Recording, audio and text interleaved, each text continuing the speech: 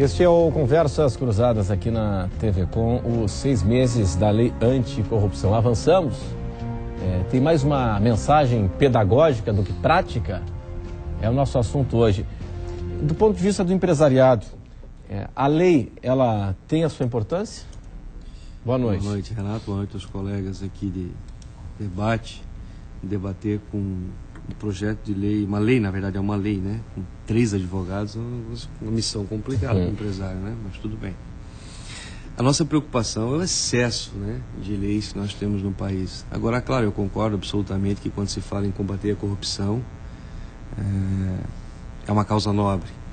O doutor, quando falou, sim, existem agentes públicos honestos, existem cidadãos honestos, eu quero completar dizendo que sim, existem muitos empresários honestos e que na verdade são a grande maioria, né? Aplicabilidade, alguns pontos, apesar de não ser advogado, alguns pontos que nos preocupam na lei, conversando com colegas empresários, mas mais do que isso, Renato, eu gostaria de trazer para o debate também a pouca efetividade do que nós já temos enquanto combate à corrupção, né? Enquanto fiscalização do poder público e dessa relação entre o poder público e a classe empresarial. E isso começa nos municípios, a relação entre o executivo, o legislativo, o próprio Tribunal de Contas quando fiscaliza os municípios, né? E você não vê isso com uma efetividade, você não vê efetivamente a punição. Então, para que a pessoa, seja ela uma pessoa jurídica, seja ela um agente público, tenha receio de cometer o ato ilícito, ele tem que ter a certeza da punição. E isso no Brasil é inverso, né? Nós temos a certeza da impunidade em muitas esferas. Então, se essa lei vai efetivamente mudar esse contexto cultural de corrupção, principalmente quando você fala que culturalmente as pessoas entendem como corrupto o político eleito, né? O prefeito, o governador, e às vezes esquece de dizer que o sistema está muito corrompido hoje na sua base pelos funcionários públicos, pelo povo, né? Que burla as leis, enfim. Então é um processo, falando de Brasil, um processo cultural. Então não acreditamos assim que uma lei vá da noite para o dia mudar toda essa cultura de anos de corrupção, né? Agora, que é interessante trazer, e eu concordo plenamente também com o nobre colega que diz que trazer isso ao debate é importante, é fundamental. Agora, a insegurança jurídica que isso pode trazer, deixando abertas muitas possibilidades que talvez precisem ser regulamentadas ou melhor esclarecidas, acho que isso é importante. Agora, combater a corrupção, mais do que nunca. Eu sempre digo que nós, enquanto classe empresarial, eu defendo 2, 3 entidades que eu participo que defendem a classe empresarial, nós defendemos o empresário que quer fazer a coisa correta. Então, obviamente, nós defendemos que qualquer combate à corrupção é muito bem-vindo, mas quero voltar a dizer, doutores, né, doutora, existe sim, telespectador, muitas empresas honestas no Brasil dispostas a fazer a coisa certa, e volto a dizer, hoje, felizmente, são a grande maioria. Agora, o que diz a lei em sua aplicabilidade? Como é que funciona? Então, é o poder público que cria uma comissão para investigar contratos, editais? Como é que funciona? A lei, ela trata de 2 esferas, como a gente já comentou aqui. A primeira é a esfera administrativa. O ponto bem prático dessa legislação e que frise-se, não é necessário nenhum decreto regulamentador para que já possa ser aplicada, é que, em sendo levado ao conhecimento da autoridade administrativa qualquer ato de lesão ao patrimônio público praticado onde envolva uma pessoa jurídica, uma empresa, essa autoridade pública ela é obrigada, sob pena de responsabilidade, a instaurar um processo administrativo. Um processo administrativo interno, onde vai ser formado por uma comissão com servidores, com agentes públicos e, logicamente, dando-se oportunidade para que a empresa possa apresentar a sua defesa. Isso é fundamental. principalmente porque as penalidades administrativas, ou seja, as penalidades que podem ser aplicadas pela própria autoridade administrativa, elas são grandes. Então, deve haver um respeito ao contraditório, que é a oportunidade da empresa se defender, apresentar provas, né, de que ela não participou, de que ela não se envolveu naquele ato, né, e ao final, então, teríamos a penalização, ou não. Tudo vai depender do processo. Penalização, a empresa não concorda, recorre ao judiciário. Ela pode, com aí, certeza, sempre o Poder Judiciário, ele pode ser envolvido tanto pela empresa para rever aquele ato administrativo de punição que ela não concorda, como também pode a administração pública constatar que a empresa está sendo usada há muito tempo para praticar atos de lesão ao patrimônio público e chamar o Poder Judiciário para aplicar novas penalidades. Sim. Pode também, a lei, ela prevê punição não somente para a iniciativa privada, mas também para agentes públicos, ou não? Especificamente, essa legislação ela está focada para a pessoa jurídica, para a empresa. Não que não existam outras legislações que também estabeleçam penalidades para agentes públicos. Existe, mas o foco desta lei é a pessoa jurídica. E na esfera, judicial, é interessante colocar até para o nosso espectador que as legislações elas podem comungar, né? Eu posso ter um debate em uma ação judicial que não tenha incidência só nessa lei. Exato. Eu posso cumular, por exemplo, a lei de improbidade administrativa juntamente com a lei anticorrupção, até para abarcar maiores circunstâncias. Até porque esta lei, ela não está excluindo as penalidades que ela está prevendo para serem aplicadas no âmbito administrativo, ela não exclui a responsabilização das pessoas naturais. Exato. Que é isso que o Mas ela está prevê falando. que as empresas tenham para se defender uma política prévia de cultura, de ética, de uma série de coisas. Mas deixem aberto um item que eu gostaria até de colocar aqui para dúvida, né? A pessoa jurídica será responsabilizada independente da responsabilização individual das pessoas naturais. Mas no parágrafo único do artigo 1º, ela coloca isso de uma forma bem genérica, assim, a quem se aplica isso, né?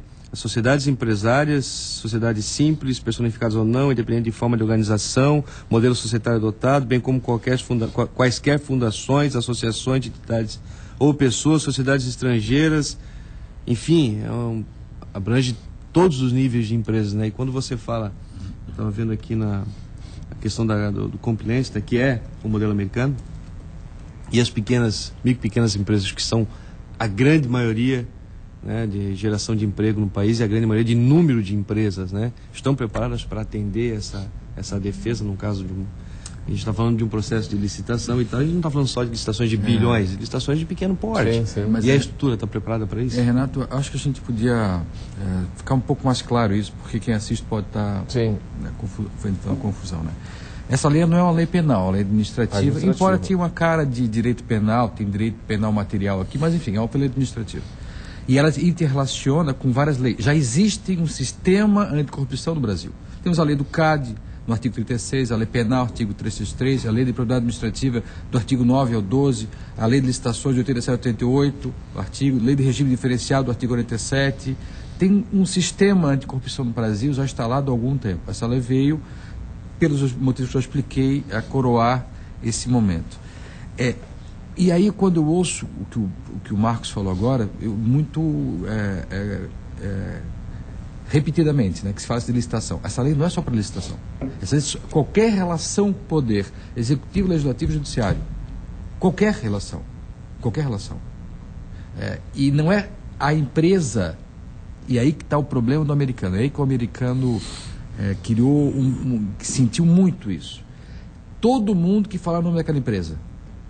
Não é o empresário, é todo mundo que fala o nome da empresa. Por isso que o sistema pede, e é o que alivia as penalidades, é a implementação no processo de compliance. O que é o compliance? É uma compreensão de todo mundo que tem relacionamento com aquela empresa, né? O dono, o sócio, o advogado, o contador, o vendedor, todo mundo daquela empresa que fala o nome dela, tem que entender, e aí o entender não é um projeto de papel, é um projeto de verdade, Isso tem aliviado muitas multas no processo americanos. As empresas elas têm esse processo. A pequena, média, grandes entidades, não só entidades, tá? A legislação fala em qualquer, inclusive ONGs, inclusive associações, a Inflo, as federações, todo mundo que tem relacionamento com o poder público, e todo ele, repito, legislativo, executivo, judiciário. Né? Os advogados que vão falar com o cartorário. Isso, e aí não pode ter nenhum tipo de problema. A denúncia que houve alguma coisa, a denúncia, uma folha de papel denunciando ao chefe, ou ao governador, ou ao prefeito, ou ao presidente do tribunal, enfim, ao chefe daquele poder, essa denúncia ela instala um processo administrativo com 3 estáveis que ele escolhe. 3 pessoas estáveis, concursadas. E vai escorrer ali um processo administrativo. Com direito ao contraditório, é culpado, não é? Bom, essa denúncia pode... De qualquer um. De qualquer pessoa. De qualquer um, né? Quem que denuncia? Esse é outro ponto, muito bem colocado. Então a gente tem, assim, vários olheiros. Ministério Público, Estadual e Federal. Tribunal de Contas, Polícia Federal. Eu elenquei alguns. Sim. Controladoria Geral da União. Órgãos municipais e estaduais. A Fátima, o IBAMA. Autoridade máxima, no caso de licitação, quem não venceu a licitação. Então todo mundo está vigiando essa lei. Essa lei tem tudo para dar certo. E não tem como não dar. Mas essa denúncia ela é feita para o chefe do poder, no caso? Sempre o chefe do poder da secretaria, de quem está no comando daquela. Aí tem que nomear 3 estáveis que vão começar a fazer o processamento administrativo, né? Que tem 3 funcionários de carreira. 3 estáveis, tem estabilidade, não pode ser indicado, não pode ser caso de confiança, exatamente. E vão escolhidos pelo chefe daquela instituição, o presidente, o governador, seja quem for. Instala aquilo ali, julga ali, dá direito contraditório, mas não tem direito de recurso. Sim, não gostou, não concordou. Não, calma, vamos... Esse é o grande... É isso que está me deixando realmente emocionado. Por quê? Porque julgou, tu podes publicar na imprensa... Sim. Não. Sim, entendi. Já tem um dano de imagem. O dano absurdo. Sem estar transitado o dano julgado. Absurdo, porque quer dizer, na esfera administrativa... o dano absurdo porque no Brasil não se recupera dano. Não se recupera dano. Os valores dos tribunais superiores que regulam o valor do dano, ele não recupera o dano. O dano ele é irrecuperável. Ele pode ser amenizado por 10, 20, 30, 40 mil, mas isso não vai mudar a imagem. Não, absolutamente não. Então, aí temos um problema. E aí, como a doutora Flávia já falou, tem aí o remédio jurídico correndo, os advogados vão ter que correr com ações judiciais, pedindo liminares, para segurar aquilo, para aquilo não ser divulgado. Porque não acabou a discussão ainda. Claro. Precisa publicar, precisa dar publicidade. Aqui a lei fala. Ela fala em dar publicidade. Está dando essa abertura. Publicidade é uma das penalidades que a lei impõe. Pois é, agora nós pegamos então, é um negócio meio... Quer dizer então que o chefe da seção, o chefe do poder, o chefe da secretaria escolhe 3 estáveis, servidores estáveis. Indicados por ele. Para conduzir o procedimento, mas a decisão é da autoridade máxima, mas aí não pode ter questão política. Cadastro Nacional de Empresas Punidas. Além do cadastro. O cadastro tu vai acessar se tu quiser, mas não é isso. A publicação não é no cadastro. A lei fala em publicação, ampla divulgação. Pelo meio de comunicação. A publicação é da decisão punitiva. Exatamente. Mas ela tem o cunho de penalizar a empresa. Sim. Justamente por essa questão que você denominou dessa mensagem pedagógica da legislação. Sim. Essa legislação tem a mensagem pedagógica, que é realmente, então, vamos colocar a público qual é a empresa que está lesando o patrimônio. Mas eu concordo, doutora, de novo, porque todo mundo quer a coisa certa. Mas o problema é o tempo. Nós precisamos deixar... Isso é um princípio constitucional, né? A ampla defesa. E essa lei, essa parte da lei é contra a ampla defesa. Ela prevê o seguinte, ela prevê um recurso administrativo. Não é isso? Não é recurso. Quer dizer, ela chama... Uma fase administrativa. Ela chama para se apresentar os seus argumentos, aí se julga, se analisa ali com aquela comissão que foi denominada, e aí tem a decisão. É isso. Não pode recorrer. Deixa eu só falar. Que não é uma decisão judicial, é uma decisão administrativa. Além disso, Renato, tem ainda essa comissão, ela pode penalizar a empresa, ou, enfim, quem cometeu o ilícito, em até 20% do faturamento total anual do grupo. É muita grana, hein? Não, do grupo. Sim, quer dizer que pode ser muito maior do que o contrato que ela está firmando com o Estado. Do grupo. Então, assim, isso, grupo, entende como um grupo em qualquer lugar do mundo. Tem um faturamento no grupo. Não, pois isso é um absurdo. Se fala muito em proporcionalidade hoje, lógico, né? E aí o seguinte, lógico. Você pode ter uma punição muito maior do que o valor do contrato, né? Mas com certeza essa proporcionalidade precisa ser observada na aplicação da pena.